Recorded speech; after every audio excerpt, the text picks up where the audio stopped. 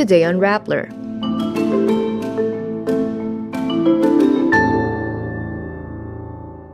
President Marcos says he is horrified by Duterte's supposed gentleman's agreement with China on the West Philippine Sea conflict.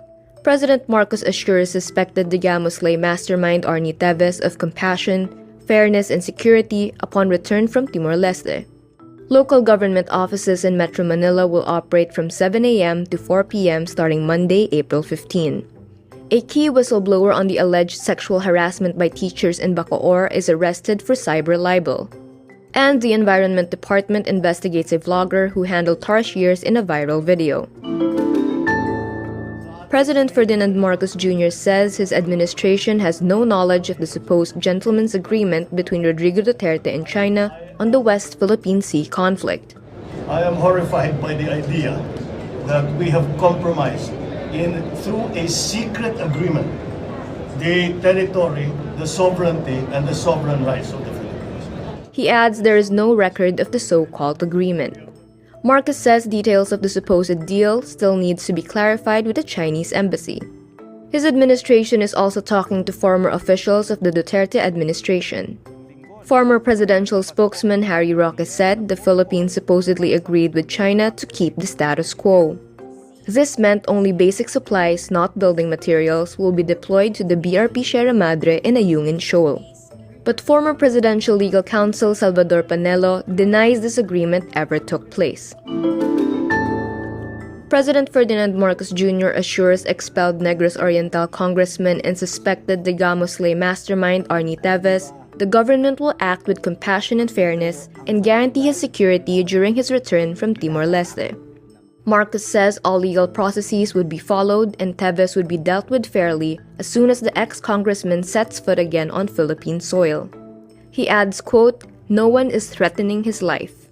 Teves, who was kicked out by Congress and simultaneously designated as a terrorist in August 2023, is currently facing multiple murder charges in connection with the assassination of Negros Oriental Governor Roel Degamo and 9 other civilians in Pamplona town on March 23, 2023. On March 21, operatives from the International Criminal Police Organization or Interpol, alongside East Timor Police, caught Teves while playing golf in Dili. Local government offices in Metro Manila will operate from 7 a.m. to 4 p.m. instead of the usual 8 a.m. to 5 p.m. starting Monday, April 15. Metro Manila Development Authority Acting Chair Don Artes announced the new working hours during President Ferdinand Marcos Jr.'s town hall meeting on the worsening traffic. Sisimulan po ng LGUs ng Metro Manila ang 7 a.m. to 4 p.m. work arrangement. The resolution encourages government agencies to adopt adjusted working hours. Out of the 645,000 government employees in Metro Manila, approximately 22% or 145,000 individuals own vehicles. The 2023 TomTom Traffic Index ranks Metro Manila as the metro area with the slowest travel time out of 387 cities across 55 countries. A 22-year-old alumnus of Bacoor National High School is arrested for cyber libel more than a year after he posted online a screenshot showing a teacher's alleged sexual harassment of another student. Robert, not his real name, is arrested April 5 for 4 counts of cyber libel, 1 from each of the teachers who filed complaints. He says he is further traumatized because of this. The charge was filed before a Bacoor court back in July 2023. Robert says he only came to know about the case when he was arrested. Robert experienced sexual harassment when he was in grade 9 in BNHS. In 2022, Robert was a whistleblower not only for himself, but for other students who experienced sexual harassment from teachers.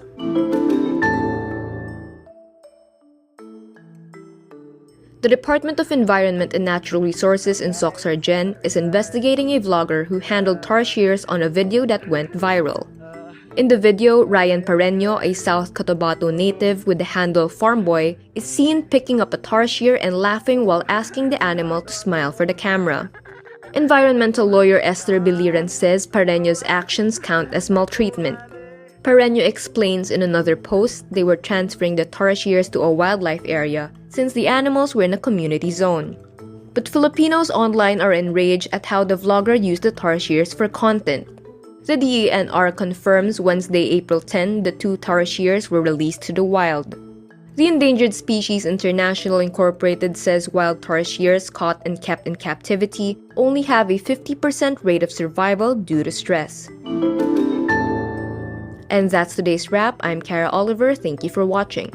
Click the link below for the full story. Follow us on Rappler's YouTube, Facebook, X, Instagram, and TikTok.